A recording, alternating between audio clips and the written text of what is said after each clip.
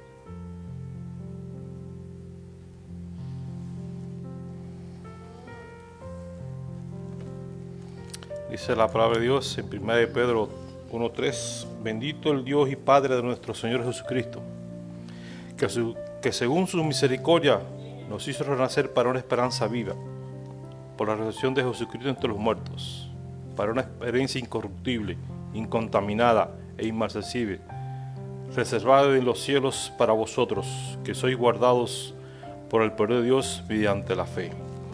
Padre, en esta hora estamos delante de ti, Señor. Te damos gracias por este día que tú nos has permitido vivir, Señor. Por este tiempo que estamos juntos y en armonía, Señor. Tu iglesia, Señor. Tu iglesia que tú redimiste por la sangre del Cordero allí en la cruz del Calvario, Señor. Gracias porque dentro de tus planes tú nos tuviste en cuenta nosotros, Señor. Porque hasta aquí, Señor, tú nos has ayudado, Señor, a pesar de todo, Señor. A pesar de nuestras luchas, Señor. A pesar de los conflictos que hemos tenido, de nuestras preocupaciones. Creemos en ti y confiamos en ti, Señor. Ayúdanos a entender que tú tienes el control de todo, Señor. Que todo lo que sucede en nuestras vidas es para bien de nosotros y para gloria y alabanza de tu nombre, Señor. Mira por cada alabanza, por cada adoración que vamos delante del trono de gracia, Señor. Que lleguen como un incienso agradable delante de ti, Señor. Padre, mira por el siervo tuyo en esta mañana, Señor. Padre, que tú estés hablando a tu iglesia en esta mañana a través del pastor, Señor. Que tu palabra trate con cada uno de nosotros, Señor. Que al salir de aquí salgamos edificados, Señor. Que al salir de aquí, Señor, sea, Señor, con nueva experiencia contigo, Señor. Mira, Señor, por la Santa Cena. Mira por el convivio que vamos a tener como hermanos, Señor, lo ponemos en tus manos, Señor. Que tu nombre sea exaltado a través de todo, Señor. Te lo pedimos todos en el nombre de Jesús.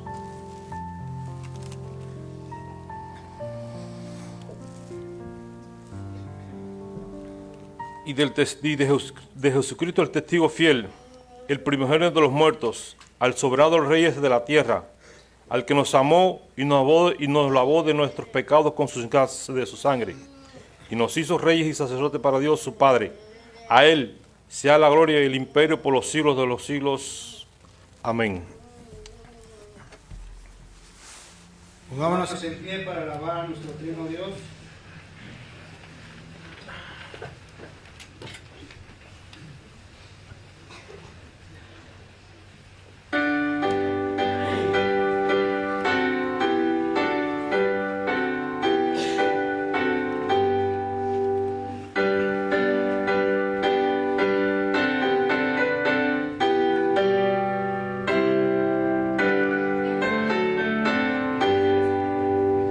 Gloria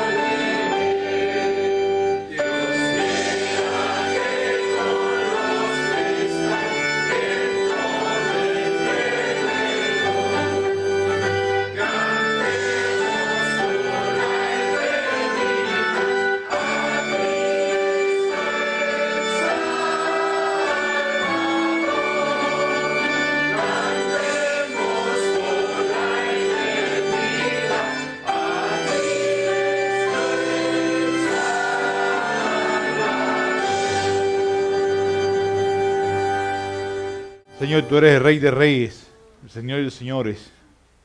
Tú eres el único digno de toda la gloria, de toda la honra y de toda nuestra adoración. Hoy nos presentamos ante ti, Señor, pidiéndote perdón por nuestras fallas, por nuestros pecados. Pero también, Señor, nos presentamos delante de ti para adorarte y glorificarte, Señor. Recibe absolutamente todo aquello que hagamos acá como una ofrenda grata ante tu presencia. Que tu palabra, Señor, también trate con nuestras vidas. Que ella vaya abriendo nuestros ojos y nuestros oídos para cada día vivir acorde a tu santa y bendita voluntad. Recibe tú y solo tú la gloria y la honra en el nombre de Jesucristo. Amén.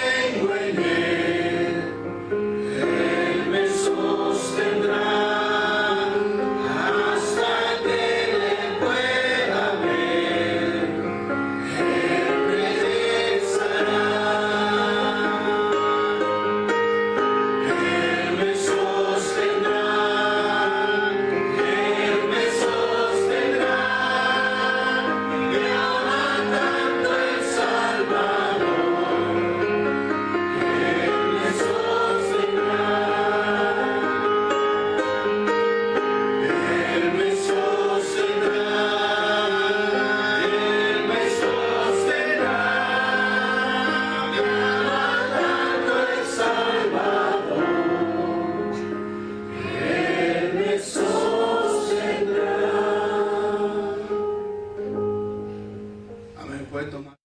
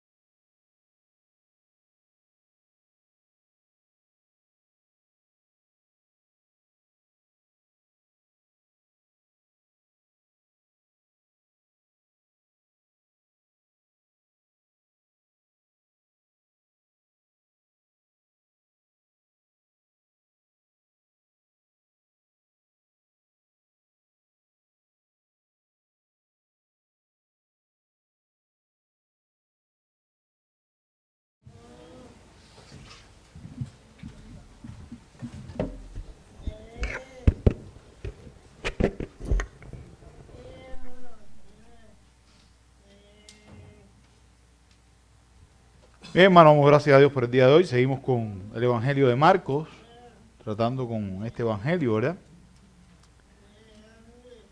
Hemos estado mirando cómo el Señor hasta acá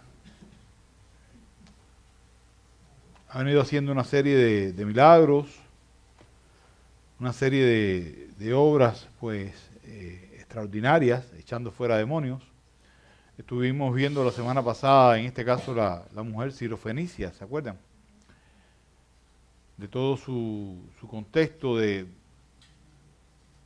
que aún siendo gentil podía hallar precisamente misericordia, y cómo la actitud de esta mujer de alguna manera también era una actitud digna de imitar, porque ella perseveraba precisamente en esa fe, sabiendo que a pesar de todas las cosas pudo haber, o sea, en vez de haber virado la espalda y decir, bueno, no me va a salvar, no, o sea, no va a salvar nada a mi hija, no, siguió insistiendo una y otra vez. Ya después que Jesús sale de ahí, de este lugar, dice el texto, ¿verdad? Volvió a Decápolis, a esta región, donde esta es una región donde tampoco habían muchos judíos, había muchos gentiles dentro de ellos también. De manera que esto es parte de este ministerio del Señor Jesús, ¿verdad? Y una de las cosas que uno reflexionaba, dice el texto de manera general, o sea, cuando miramos la introducción, dice que es la sanación, en este caso la curación de un sordomudo. Y la realidad es que vivimos en un mundo donde muchas personas están escuchando sonidos. Muchas personas pueden oír conversaciones, pueden oír música, pueden oír absolutamente muchísimas cosas, sin embargo, no pueden escuchar verdades espirituales. O sea, esto fue una de las cosas que yo reflexionaba y decía, caramba, estamos en un mundo donde la mayoría son sordomudos también. Donde aparentemente son personas que están escuchando, pero no son capaces de oír la voz del Creador. Donde encontramos personas que hablan y son elocuentes, pero no hablan de las verdades de las Escrituras, las verdades reveladas en las Escrituras. Y un poco como que esto nos hace reflexionar. Pero aún más cuando leemos el texto de Marcos, tenemos también que, recuerden que Marcos, una de las cosas que está mostrando en este caso a los gentiles, es que en la persona de Jesús se cumplía, Jesús es ese Mesías que estaba prometido, ¿verdad? Y este pasaje tiene implicaciones precisamente mesiánicas. Si ustedes van al libro de Isaías, no sé si Ru me puede ayudar, Isaías capítulo número 35, el libro de Isaías capítulo 35, los versículos 5 y 6, nos dicen estas palabras. Isaías 35, versículos 5 y 6. Respecto a la obra que iba a hacer el Mesías. Ruth, ¿puedes poner el 4 también, por favor? Primero. Para poderles ubicar un poco en el contexto. Decirle a los corazones tímidos, esforzados, no temáis. He aquí vuestro Dios viene con venganza. Y venganza, la retribución vendrá de Dios, del Dios mismo. Mas Él os salvará. Y viene el versículo número 5 diciendo estas palabras. Perdón. Entonces se abrirán los ojos de los ciegos y los oídos de los sordos se destaparán. El cojo entonces saltará como un ciervo y la lengua del mudo gritará de júbilo, porque aguas brotarán en el desierto y arroyos en el Arabá. Cuando leemos este texto y leemos el Evangelio de Marcos, estamos sin temor a equivocarnos, a decir que el Señor está trayendo la retribución por medio del Mesías. Y podemos afirmar que en la persona de Cristo entonces vemos a ese Mesías esperado, ¿verdad? Y cuando leemos todo el texto podemos llegar a una idea que es la que queremos que estar compartiendo hoy, y es que Cristo en su poder y compasión puede abrir o abre oídos para escuchar las verdades y desatar la lengua para poder proclamar, en este caso también, la gloria de Dios, y mostrándonos que Él tiene poder y autoridad para restaurar todo lo que se había perdido. Esta es una frase que la van a estar escuchando reiteradamente. Ahora, ¿cómo Jesús mueve mostrar este poder? Vamos a ir paso a paso, vamos a adentrarnos en el texto y ver cómo este texto está lleno de enseñanzas, ¿verdad? Que son precisamente de bendición para cada uno de nosotros. Para poder responder esta pregunta, la primera idea que usted puede encontrar aquí es la condición del hombre y su necesidad de intercesión. Dice el texto, vamos a ir al texto, el versículo número 32, dice, y le trajeron a uno que era sordo y tartamudo, y le rogaron, que pusiera la mano sobre él. Fíjense que el texto nos describe cuál es la condición del hombre en este caso. Ahora, antes de adentrarnos un poco en esta condición, detrás de todo esto hay verdades que también son aplicables a nuestras vidas personales.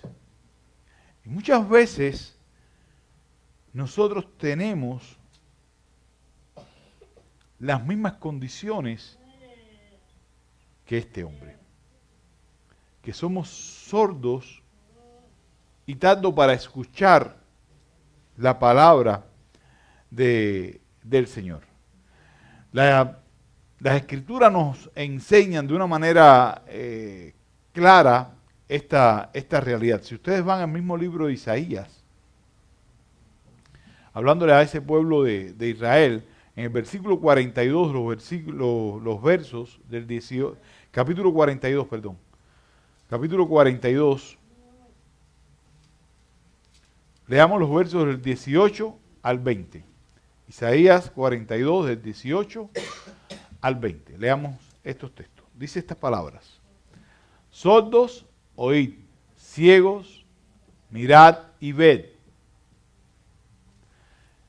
¿Quién es ciego sino mi siervo, tan sordo como el mensajero quien envió? ¿Quién es tan ciego como el que está en paz conmigo, tan ciego como el siervo del Señor? Tú has visto muchas cosas, pero no las observas. Has oído, los oídos están abiertos, pero nadie oye. Y tristemente, esta muchas veces la condición espiritual.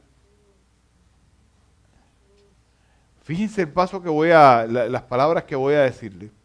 Entendemos que la condición espiritual de aquel que no tiene a Cristo es que no puede escuchar la voz de Dios. En eso estamos totalmente de acuerdo.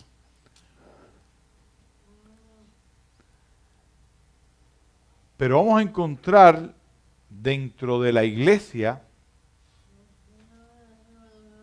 personas que se llaman ser cristianos o pseudocristianos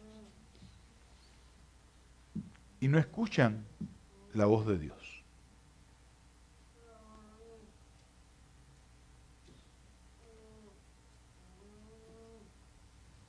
Y aquí es, yo creo que donde está el desafío mayor que tenemos nosotros como creyentes. Preguntarnos a nosotros mismos, ¿estoy escuchando la voz de Dios?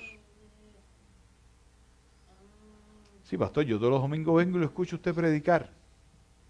No me estoy refiriendo a eso.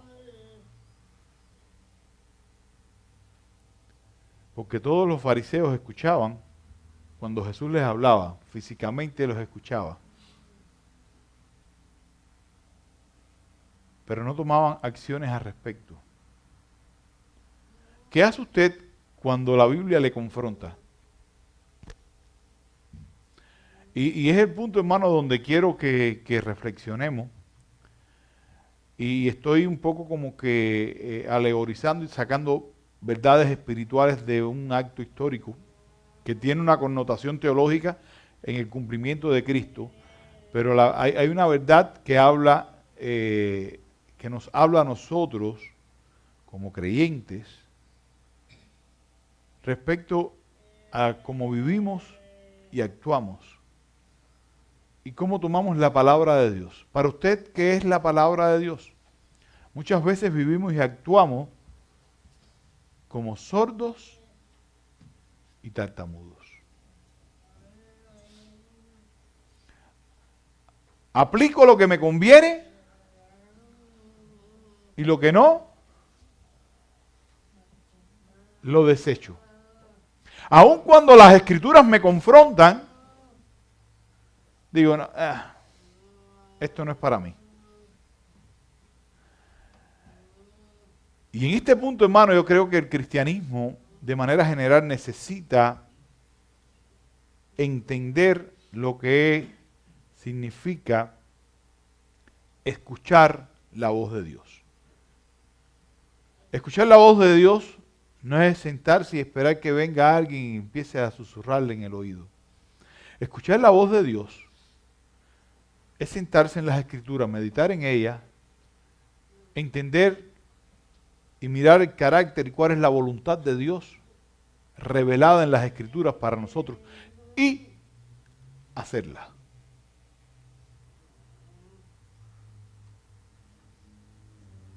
De manera que en esta condición muchas veces nosotros estamos.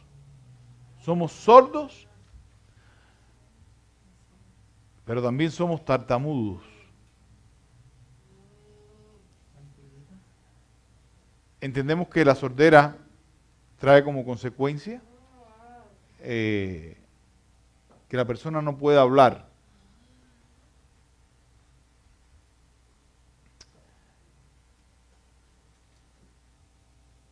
Y esta es la pregunta por la cual muchas veces decimos, ¿y por qué por qué el Evangelio no está siendo compartido hoy? La iglesia de hoy es una iglesia muda.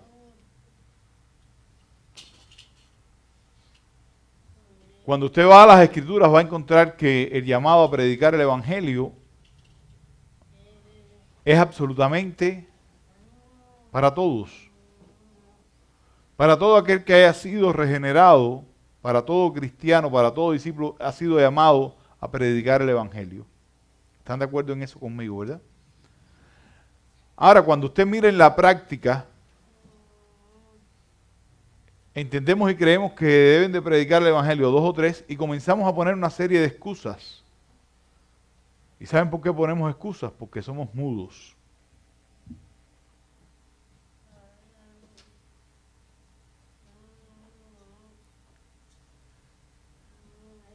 Alguien dijo que no se puede dar lo que no tienes.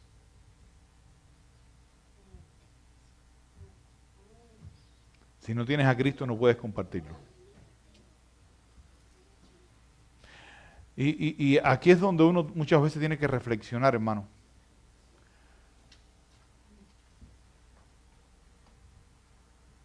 Y en la persona de Cristo es donde vamos a hallar la solución para esta sordera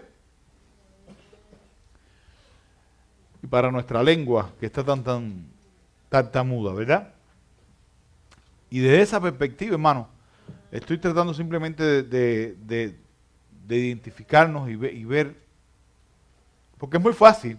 Para mí sería muy fácil llevarles y decirle, no, porque el mundo está sordo y no puede escuchar. No, yo quiero que usted entienda en la posición que puede estar muchos de los que estamos acá y no precisamente fuera, en el exterior. Yo quiero que podamos entender que muchos de nosotros necesitamos aprender a escuchar la voz de Dios. Y necesitamos hablar para la gloria de Dios.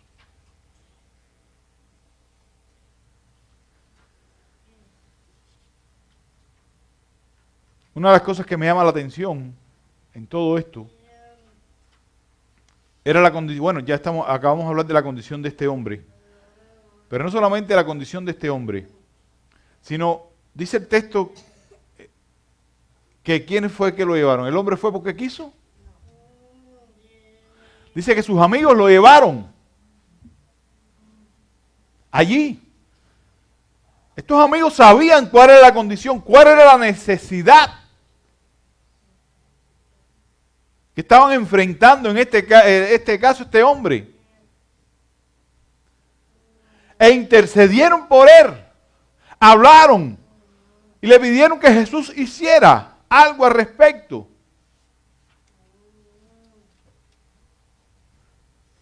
Y esto es una verdad que se encuentra también en este texto, hermano, donde podemos experimentar el poder y la compasión de Cristo, cuando también somos capaces, si somos de los que escuchamos, si somos de los que podemos hablar, también debemos de interceder por aquellos hermanos nuestros que aún no han podido, o que están escuchando aún muy bajito. No estoy diciendo que sean sordos en su totalidad o mudos en su totalidad. Quizás pueden oír, pero su condición espiritual está tan mal que oyen muy bajito. Porque los sonidos del mundo resuenan tan alto que no pueden escuchar la voz de Dios.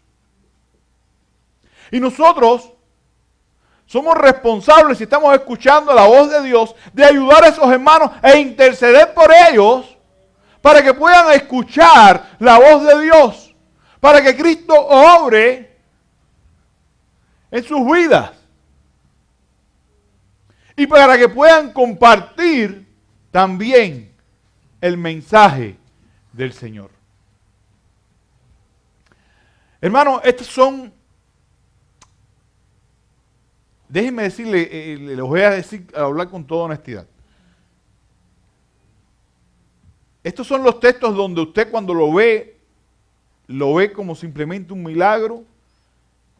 Y cuando hace una exégesis va a ver que es un milagro lo que está ocurriendo, pero que detrás de ello hay verdades que usted tiene que mirar y que son reales también para la iglesia.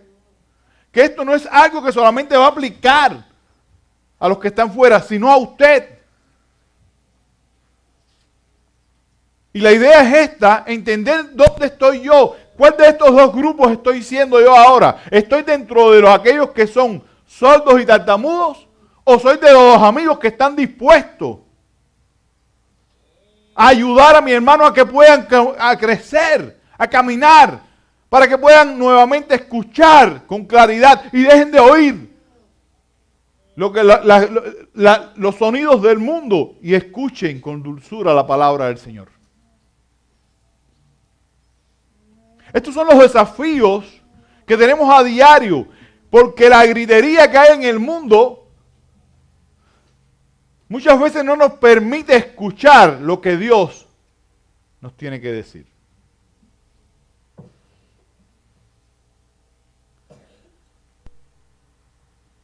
Somos responsables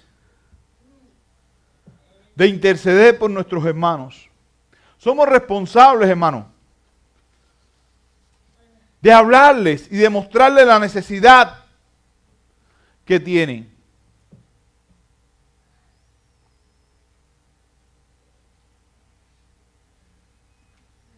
Tenemos que mostrarle que muchas veces, tal y como nos dice Romanos, su garganta es un sepulcro abierto.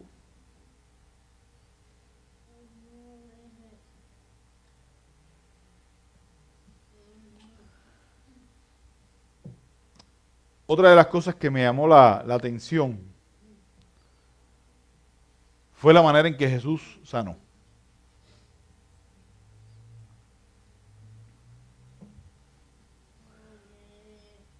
La semana pasada, ¿cómo Jesús echó fuera el demonio? ¿Se acuerdan? Fue donde estaba la niña allí. ¿Se acuerdan de la historia, hermano? Jesús le dijo, vete que ya el demonio salió.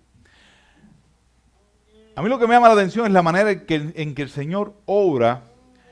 Y dice el texto, y somos muy dados a esto, dice el texto que los amigos estos le dijeron, Señor, pon las manos para que él quede sano. Y Jesús no le impuso las manos, Jesús le puso los dedos en los oídos y dice, y escupió y tocó la lengua. O sea, y aquí es el punto, y usted va a decir, bueno, ¿y qué tiene que ver esto? Que muchas veces queremos que el Señor haga las cosas a nuestra manera y como nosotros queremos. Y Él obra de manera soberana cuando Él quiere y como Él quiere en cualquiera. No tiene que obrar con métodos, ¿cómo decir? Cuadrados, que somos muy dados a decir, no, Dios obra así y solamente así. No, Dios obra como Él quiera obrar, donde Él quiere obrar y con quien quiere obrar, ¿ok? Así que, y esto nos ayuda a comprender un principio que casi siempre violamos, absolutamente todos, querer dictarle a Dios lo que tiene que hacer y cómo tiene que hacerlo con nosotros. Y si no lo hace, entonces queremos incluso castigarlo. No, Señor, porque esta es nuestra posición. Señor, si tú haces esto por mí, yo voy a hacer lo otro. Te pones a negociar. Mira qué estupidez. Esto me recuerda, porque así es como se trata con el tema de la idolatría. En nuestro contexto, los cubanos van a entender perfectamente, quizás. En el contexto de cubano, las personas que tienen ídolos, los castigan y todo, no le dan de comer.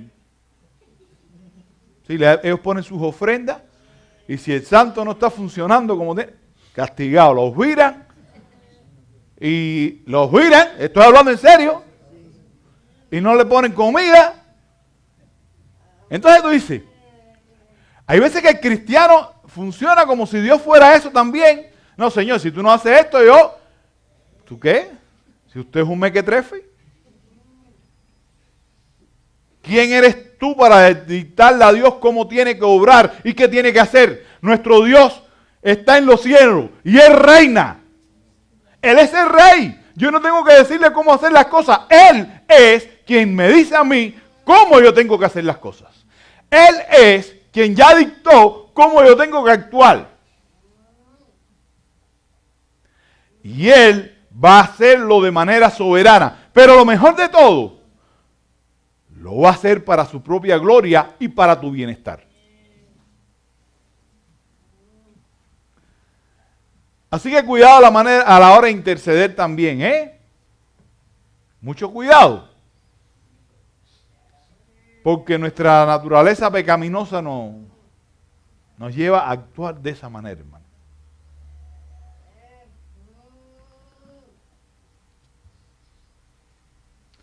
Así que nunca debemos decirle a Dios los métodos que debería usar para contestar nuestras oraciones. Ni dónde debería Él poner su mano, ni a quién debe sanar. Sus métodos siempre es el mejor. Siempre es el mejor. Hermano, tenemos que tener un corazón dispuesto a escuchar la voz de Dios. Tenemos que tener siempre la disposición de glorificar a Dios. Tenemos que estar siempre con la disposición precisamente también de interceder por nuestros hermanos. Después que Jesús escucha a sus amigos, dice que Él, fíjese, dice, pon las manos y dice, lo apartó. Lo apartó de las multitudes. Y esto es lo interesante, Jesús lo mismo hacía las cosas en multitudes, en otras ocasiones apartaba a la gente. O sea, ese es Dios, hermano. Dice el texto aquí que Él lo apartó. Y en todo esto hay una enseñanza que creo que es una realidad. No siempre obra Dios de manera pública. La obra comienza en su corazón primero, donde nadie lo ve, para después se haga público.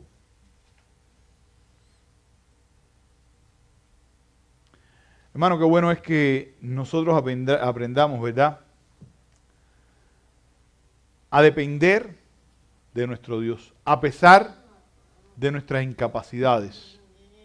Aquel hombre no podía oír por sí solo, no podía hablar. Dependía de la obra de Dios. Y he venido hablando acerca de esto providencialmente.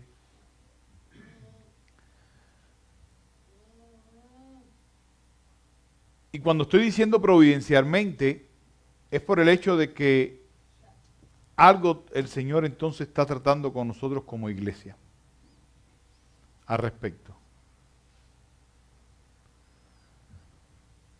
Hemos estado una y otra vez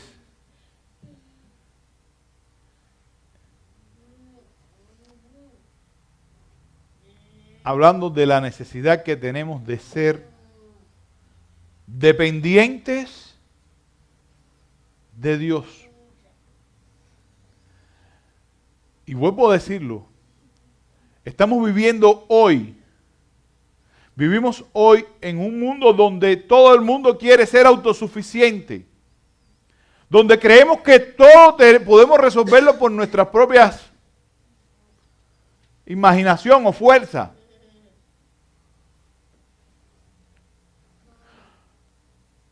Y es la manera egoísta en que el mundo actúa. Esto me está recordando y a mi mente está llegando algo que creo que es importante. ¿Se acuerdan de la Torre de Babel? ¿Conocen la historia de la Torre de Babel, verdad? Aquellos hombres dijeron, ¿para qué queremos a Dios si nosotros podemos llegar al cielo? Hagámonos de un nombre, hagámonos nosotros un Dios, creámonos suficiente.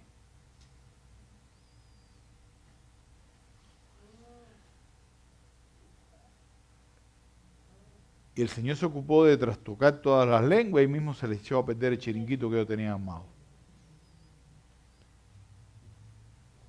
Pero la actitud de estos hombres es la actitud que muchas veces estamos tomando hoy. Y es la actitud que muchas veces la iglesia está tomando hoy. Que se está creyendo autosuficiente, sin entender que somos dependientes de la gracia de Dios. En todas nuestras áreas de la vida. Dependientes de la gracia y la misericordia de Dios. Dice el texto que Jesús, cuando fue a sanar al hombre, versículo 34 dice estas palabras: y levantó los ojos al cielo y suspiró. Leía a Hendrickson, comentarista al respecto, y decía una cosa que bien interesante al respecto. Y es una enseñanza que nosotros tenemos que entender, que absolutamente la obra que Jesús venía haciendo estaba mostrando que era una obra que venía de parte del Padre. Nosotros como creyentes, todo lo que hagamos tiene que ser dependiente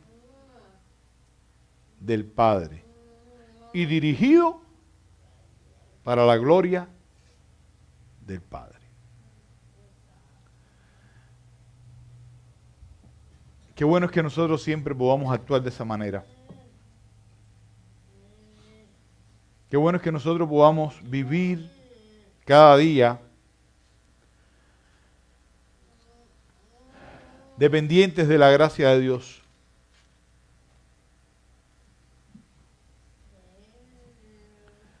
Que podamos vivir cada día sabiendo que nuestro Dios es el Rey, reina y obra como Él quiere. Los versículos 35 al 37 nos muestran algo más. Dice estas palabras: al instante, no de aquí una semana, al instante se abrieron sus oídos y desapareció el impedimento de su lengua y hablaba con claridad. Jesús le ordenó que a nadie se lo dijeran, pero mientras más se lo ordenaba, tanto más ellos lo proclamaban. La obra de Cristo, y esto es otra verdad que hay en este texto, la obra de Cristo fue instantánea y completa. Y esta es la obra de transformación que está descrita en la segunda carta a los Corintios, capítulo 5, versículo 17. De modo que si alguno está en Cristo, nueva criatura es, nueva persona es. Las cosas viejas pasaron, ya pasaron. He aquí todas son hechas nuevas. Ahora somos nueva criatura en Cristo, hermano. No podemos vivir con sordera o tartamudez espiritual. Hoy somos nuevos en Cristo. Y ya Él lo hizo. Y lo hizo cuando murió en la cruz por nosotros.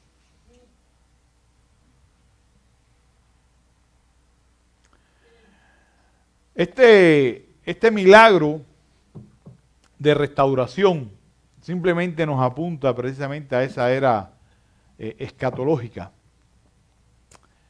Y cuando estoy hablando de la era escatológica se inauguró con la entrada del Mesías en la historia. No estoy hablando de la era escatológica. No, la era escatológica comienza con la entrada del Mesías en la historia. Marcos está mostrándonos verdades que son ineludibles para nosotros hoy. Muchos de nosotros quizás estemos escuchando muy bajito porque no podamos escuchar la voz de Dios porque los sonidos del mundo lo tienen opacado. necesita prestar atención a la voz de Dios para que puedas hablar de la gloria de Dios. Necesitas hoy más que nunca ayudar a aquellos, si eres de los que escucha la voz de Dios, ayuda a aquellos que están oyéndola bajito, a levantarse. Y para poder proclamar las verdades del Evangelio. Entiende que Dios va a obrar de manera soberana en su vida. Y que usted no es quien para dictar cómo Él va a hacer las cosas. Dios obra y actúa conforme a su soberana voluntad. ¿Y quién es el hombre para decirle qué hacer al Creador? No ponga a prueba a Dios. Nuestro Dios no necesita ser probado. Él es Dios.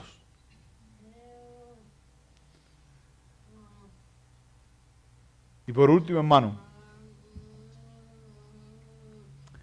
aprendamos a vivir dependientes de la gracia soberana de Dios. Porque Dios va a obrar y va a hacer lo mejor para usted. Y entienda que su pasado ya quedó detrás.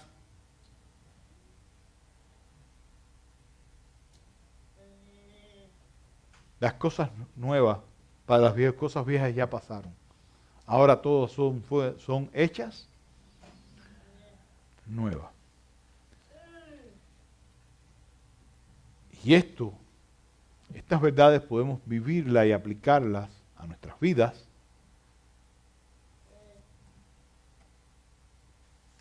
Comenzando con el primer paso. ¿Saben cuál es el primer paso?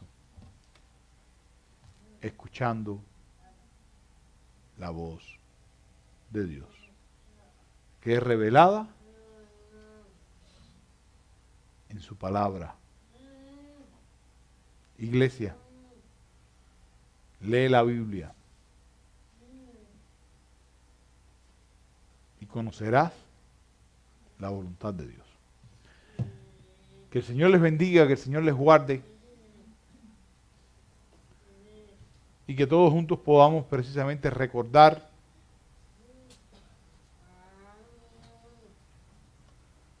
estas verdades que están presentes para nuestras vidas al día de hoy. Hoy, como cada primer domingo de mes, también celebraremos la Cena del Señor. En más de una ocasión hemos mencionado y queremos nuevamente mencionar, y siempre lo estaremos haciendo, lo importante y trascendente que es la Cena del Señor. Y teniendo en cuenta esto, gracias. Teniendo en cuenta precisamente esto, como iglesia, pero no solo como iglesia, sino de manera personal, las Escrituras nos enseñan algo. Cuando leemos la carta del apóstol Pablo a los Corintios, encontramos que los corintios tenían un problema bien serio ahí. Unos tomaban la cena primero, otros después. Otros andaban en pecados bien complicados.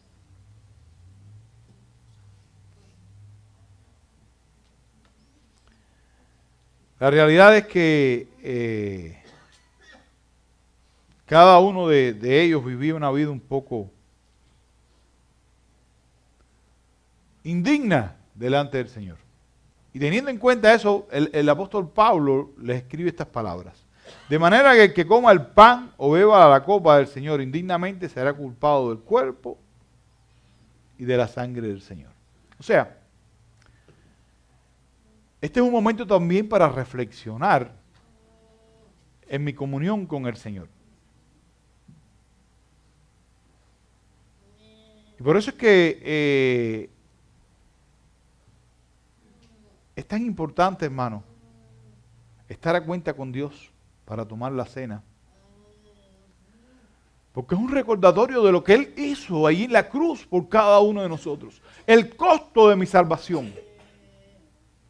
Porque es un recordatorio de que un día Él viene por mí. ¿Y cómo me va a encontrar cuando venga? Porque es un recordatorio de que formamos ahora parte del cuerpo de Cristo. Y Él es la cabeza.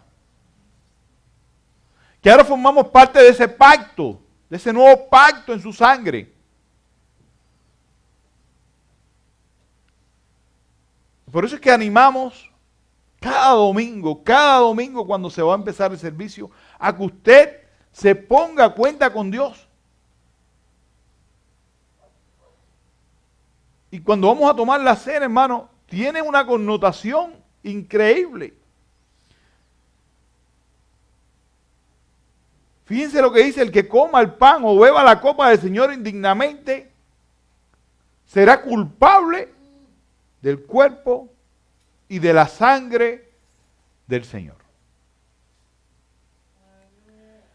Teniendo en mente esto, todos aquellos que estemos a plena comunión con el Creador, con nuestro Señor, que hayan sido bautizados en nombre del Padre y del Hijo y del Espíritu Santo, por invención, participe junto con nosotros de la cena. Le voy a pedir a los hermanos que repartan los elementos, porque cada uno de los elementos, dentro de los elementos hay un simbolismo que el mismo Señor nos va revelando. El pan nos recuerda el sacrificio perfecto de Cristo ahí en la cruz. Cómo su cuerpo fue entregado, cómo fue partido, cómo fue ese cordero que fue entregado por nuestros pecados. Por otro lado, el vino me recuerda que su sangre fue derramada en favor nuestro. Qué bueno es que nosotros podamos entender que ahora por su sangre, que fue derramada como propiciación por mis pecados, tenemos entrada a ese lugar santísimo.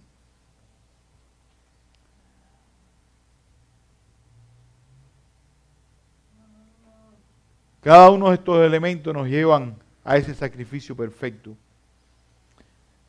Pero el Señor Jesús nos dio una orden, hacerlo hasta que Él vuelva. Y hoy nos reunimos recordando que un día también Jesús viene por su pueblo, hermano. Estamos esperándole. Amamos su venida.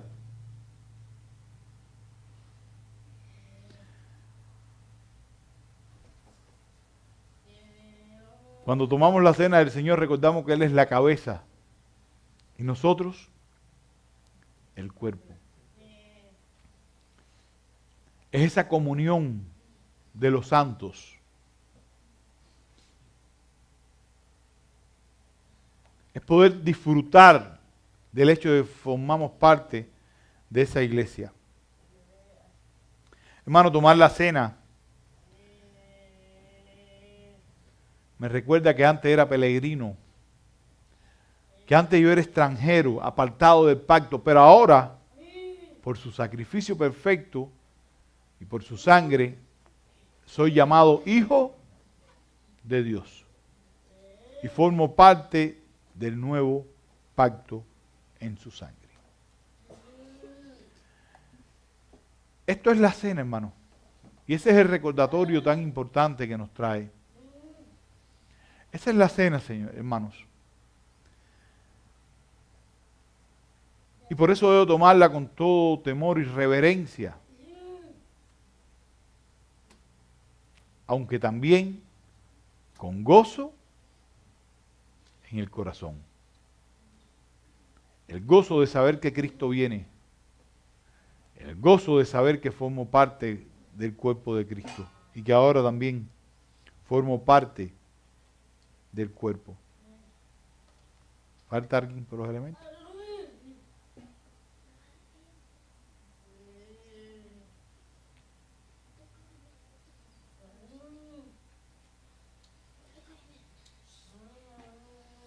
Decía el apóstol Pablo, escribió a los Corintios: de la misma manera tomó también la copa después de haber cenado, diciendo: esta copa es el nuevo pacto en mi sangre. Hagan esto cuantas veces la bebáis en memoria de mí. En memoria del Señor comamos el pan.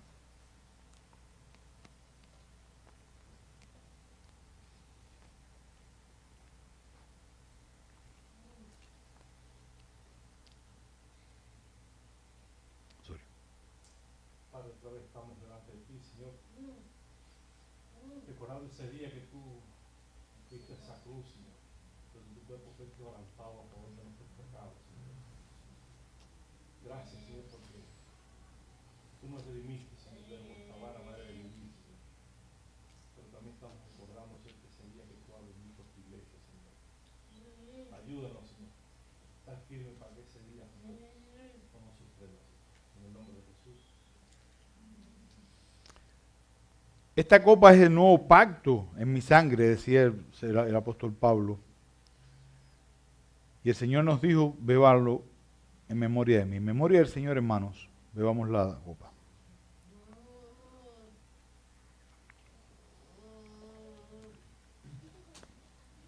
Padre, nuevamente estamos hoy, Señor, recordando, Señor, el sacrificio que tú hiciste por cada uno de nosotros, Señor, al morir crucificado en una cruz, Señor, y derramando tu sangre, Señor, para el perdón de nuestros pecados, Señor. Hoy estamos recordando aquel día, Señor, para seguir adelante, Señor, con lo que tú tienes y has hecho para nosotros, Señor. Seguir tu evangelio, Señor.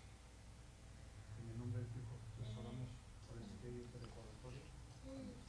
Y ahora sí, que el amor del Padre, la gracia redentora del Hijo y la comunión de su Santo Espíritu esté con su pueblo por siempre.